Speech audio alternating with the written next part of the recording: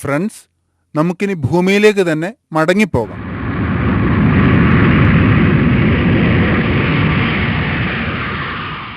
Okay friends, നമുക്കിനി അന്തരീക്ഷം എന്താണെന്ന് നോക്കാം.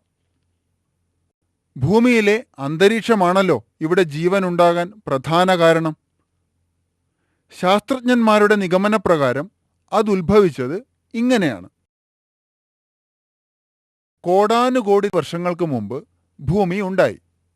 അപ്പോൾ അത് വളരെയധികം ചൂടുള്ള പൊടിപടലങ്ങളും പാറകളും മാത്രം നിറഞ്ഞ ഒരു ഗോളമായിരുന്നു. ആ സമയത്ത് ഭൂമിയിൽ ഹൈഡ്രജൻ മാത്രമേ ഉണ്ടായിരുന്നുള്ളൂ. ഓക്സിജൻ സ്വതന്ത്ര രൂപത്തിൽ ഇല്ലായിരുന്നു. പിന്നീട് ഓക്സിജൻ ഉണ്ടായപ്പോൾ ഹൈഡ്രജൻ ഓക്സിജനുമായി കൂടിച്ചേർന്ന് നീരാവി ഉണ്ടായി.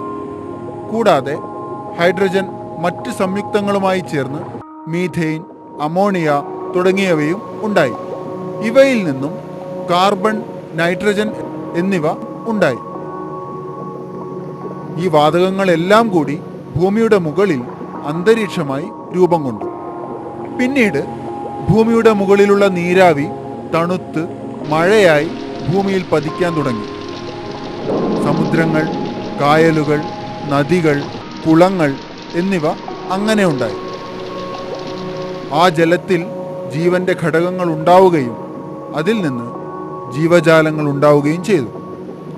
ജീവന്റെ ഉൽപ്പത്തിയെക്കുറിച്ച് പല നിഗമനങ്ങളും ശാസ്ത്രങ്ങളും നിലവിലുണ്ട്. ഈ പറഞ്ഞത് അതിലൊന്ന് മാത്രമാണ് കേട്ടോ.